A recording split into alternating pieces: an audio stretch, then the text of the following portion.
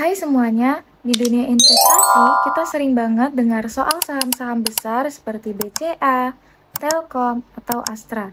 Tapi, gimana dengan saham yang terdengar asing tapi ternyata punya potensi menarik?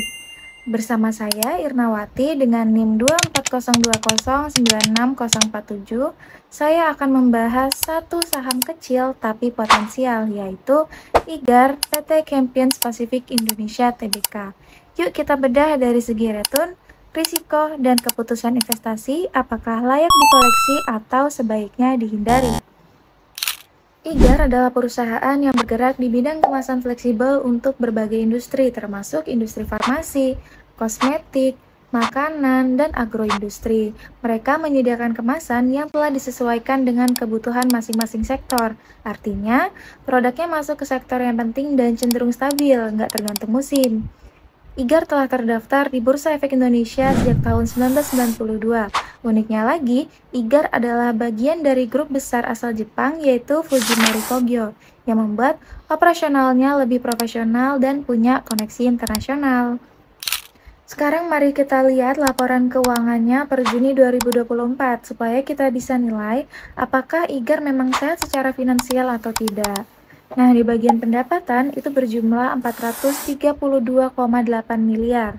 Laba bersih 38,88 miliar, kas dan setara kas 453,1 miliar, dan total ekuitasnya 865,6 miliar.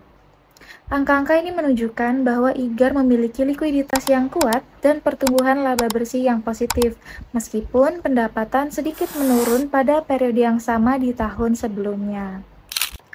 Lalu kita masuk ke pertanyaan, apakah IGAR bisa kasih keuntungan yang menarik?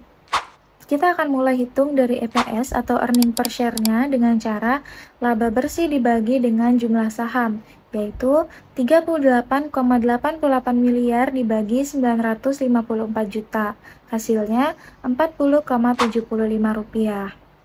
EPS atau earning per share ini adalah laba bersih yang diperoleh perusahaan untuk setiap lembar saham yang beredar. Setelah kita hitung tadi kan hasilnya Rp40,75. Berarti itu keuntungan selama setengah tahun pertama 2024. Sehingga ini menunjukkan seberapa produktif perusahaan dalam mencetak laba untuk pemegang sahamnya. Selanjutnya, kita harus cari dulu nih harga saham saat ini. Untuk IGAR sendiri, harga saham saat ininya tuh Rp600 per lembar. Dan ini adalah harga yang harus dibayar oleh investor untuk membeli satu lembar saham IGAR di bursa. Kita akan masuk ke perhitungan PER atau Price to Earning Ratio dengan cara harga saham saat ini dibagi dengan EPS yang sudah kita cari tadi, yaitu 600 dibagi 40,75, hasilnya 14,7 kali. Nah, per ini itu kan menunjukkan berapa kali investor membayar dari laba per saham yang dihasilkan perusahaan. Dalam kasus ini, pernya IGAR tadi kan 14,7 kali ya, artinya investor rela membayar Rp600 untuk mendapatkan 40,75 laba, atau dengan kata lain 14,7 kali dari penghasilan tahunan per saham. Ini masih sedikit di atas kisaran ideal ya untuk investor konservatif. Harga wajarnya itu mungkin berada di Rp489 sampai Rp530. Jadi kamu bisa mempertimbangkan nih saat membeli harga yang mendekati level tersebut, atau tetap hold jika yakin nih pada potensi pertumbuhannya. Nah, kita akan simulasikan dengan contoh membeli 100 lot atau 10.000 lembar nih. Maka 10.000 kita kali Rp600, hasilnya 6 juta. Tapi kalau jika harganya naik 20%, maka jadinya Rp720. Keuntungan kotornya 10.000 kita kali dengan 720 dikurang 600, hasilnya 1.200.000. Nah, jadi cukup menarik ya untuk investor jangka menengah sampai panjang, terutama jika tren ini berlanjut. Nah, ada hal yang perlu kita perhatikan juga, bahwa setiap investasi pasti punya risiko. Ini beberapa hal yang perlu kita perhatikan. Yang pertama, ketergantungan bahan impor karena rentan terhadap fluktuasi kurs dan inflasi. Yang kedua, likuiditas sahamnya rendah, tidak seaktif saham blue chip. Yang ketiga, margin labanya terbatas, bisa stagnan jika biayanya naik. Selanjutnya kita hitung ROE-nya atau return on equity dengan cara laba bersih dibagi ekuitas, yaitu 38,88 kita bagi 865,61. Hasilnya 4,49%. Angka ini menunjukkan bahwa efisiensi penggunaan modalnya masih tergolong sedang. Oke, kita akan simulasi investasi dengan dua skenario. Skenario yang pertama optimis dan skenario yang kedua itu konservatif.